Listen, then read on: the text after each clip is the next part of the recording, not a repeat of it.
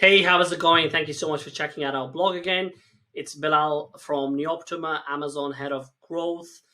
And today I want to discuss with you guys the acquisition criteria used by Amazon aggregators when selecting brands to acquire. So, if you don't run a six, seven, eight, or nine figure Amazon brand, you can close this link and check out our other blogs because this is only relatable for brands that are in a position to go for an exit in the next few years. So, why are we the right people to write this blog, and why should you listen to Neoptima when looking to go for an exit for your business? Well, there are many, many reasons, but I have personally spoken to over 50 aggregators in the last year. Some of the biggest ones in the world, including Thrasio, SellerX, Razor, all the biggest aggregators in the world either know of Neoptima or we know them on a personal level. And we are very, very well connected in the aggregator space, in the Amazon aggregator space. And our co-founders are actually friends, colleagues, ex-colleagues of the founders of the biggest aggregators in the world. So we are, probably positioned to be the best advisors to basically advise you on this matter if you're looking to sell your Amazon affiliate business for an aggregator. Based on what I just told you. So what I wanted to do today is just give you a quick rundown of exactly the criteria that is used by Amazon aggregators to acquire an Amazon affiliate business. So in the last few years, there's been like over 100 aggregators that have jumped into the Amazon FBA space. There's been billions of venture capital and big finance money that has come into the Amazon FBA ecosystem. You're probably already aware of that. And you want to capitalize on this opportunity now. You've been building your brand for the last few years. You're making a couple of $100,000 a year or a couple of $1 million with your business, with the Amazon FBA business. And now you're looking to go for an exit. So you might be wondering, what is the criteria that is used by these huge aggregators that acquire businesses every single day? Probably a few a day. And this is what I want to show you. So, on a high level, what aggregators are looking for, if you really think about what aggregators are looking for, just put yourself in the shoes of an aggregator. What is an aggregator, an Amazon aggregator, looking for? They're looking for easy to run, profitable digital brands that can be sustained for as long as possible, that have really good margins, that have as few SKUs/ASINs as possible, that require the least amount of man hours possible, that require the least amount of investment possible, that require the least amount of logistical complexities possible, and a business that's actually going to generate cash flow, positive cash flow every single year and for as long as possible. So, with that in mind, you can already have a guess as to what these aggregators are looking for. Now, when it comes to categories preferred by aggregators, the biggest one so far seems to be home and garden. And then pet supplies, baby products, health and personal care. And the more you go down the line, you see there's less and less interest in those categories. The reason that these aggregators are very, very much so interested in these categories at the top is because they are, again, very easy to run. There's no complexity involved, highly profitable, have massive search volume, very little,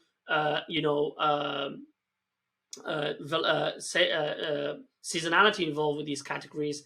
And what aggregators hate, like I said before, is complexity. So major appliances, complexity; independent design, complexity; consumer electronics, complexity. And therefore they don't want to be involved. So if you run a very complex product that is like, super high tech, and it's like $300 and it weighs like 15 kg or 180 pounds in for our American friends, then you're not going to be a good fit for aggregators or for the vast majority of them, because they're not looking for complex, heavy products, because they know that complex, heavy, expensive products are not a good fit for Amazon. So that's what they're looking for in terms of categories. And these are the categories that aggregators avoid. And again, right, you can think about why they avoid these categories.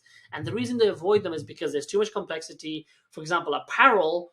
When was the last time you ever bought a fashion product or a clothing or a piece of shoes from Amazon? Very few people do that because it's actually not sexy. It's not in trend to buy your next jacket that you're going to wear to your private members club Friday party from Amazon. It's actually anti-cool, right? So you don't do that.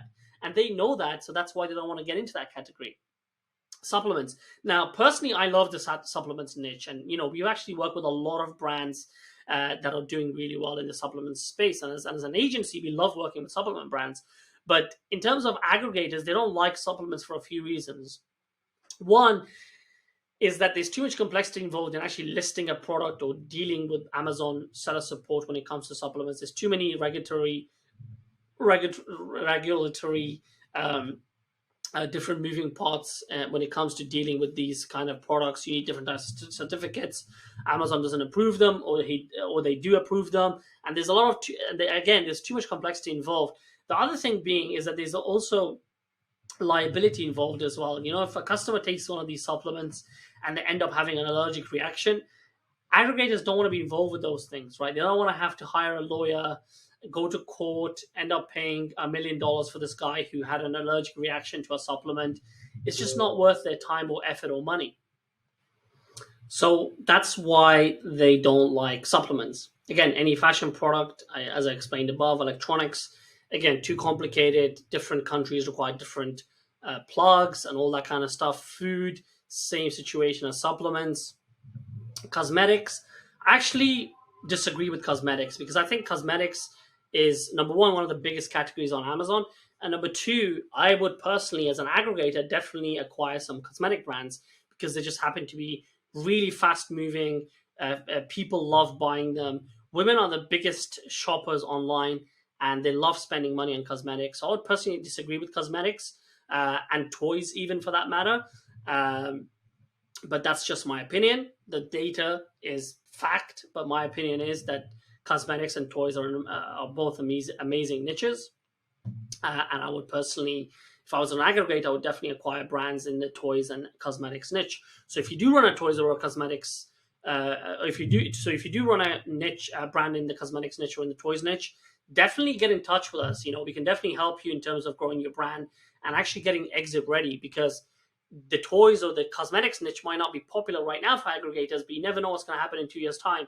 So this whole space is growing like crazy, and businesses are being valued at unicorn levels every single day. So definitely book a call with us if you're interested in evaluation, or even a free exit ready guide to see how you can be exit ready in the next few years, right?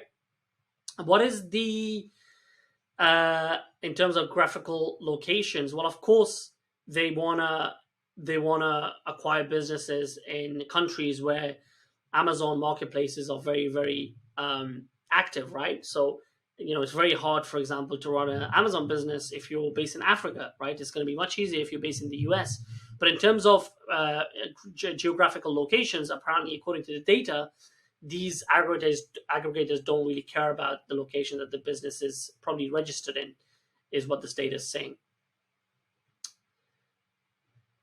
Other factors that are considered by aggregators when evaluating acquisition targets, in my experience, over 2 years is definitely a good metric. Again, having spoken to over 50 aggregators in the last few years, and like I said, our founders, our friends, and ex-colleagues of all the major aggregators in the world, and we actually work with them very, very closely, they definitely look at the time frame, and the time frame for the best brands that they look at is definitely over 2 years, as the data proves. SKU count. So do they have a preference for SKU count? As I said at the beginning of my video, they 100% do have a preference for SKU count. And in my opinion, the fewer the SKU count, the better. And I think the best number to be at in terms of SKU count is less than 10, because what you're looking to do, and again, what aggregators are looking to do, is to generate the most amount of revenue with the least amount of resources. And of course, that means the least amount of SKU count. So if you have a product that has 1,000, if you have a brand that has 1,000 SKUs and you're only making $1 million a year, that's going to be very tough. That's going to be very, very tough to convince an aggregator to acquire you, because they can acquire another brand with 3 SKUs or 2 SKUs that's also making $1 million, maybe in a different niche. But again, it's all about your current situation, your niche, your market. I can't tell you exactly how that will go for you.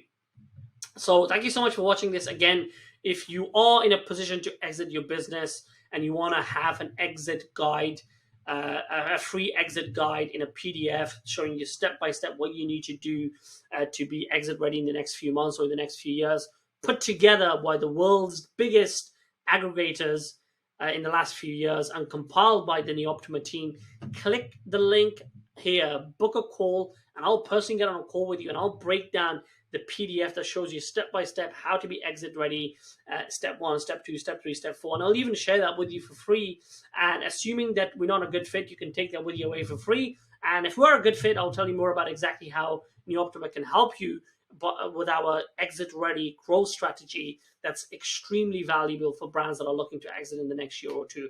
So thank you very much for watching this. If you want to take this conversation further, click the link, book a call. Or if you want to learn more and educate yourself, click this link and go through the rest of our blogs.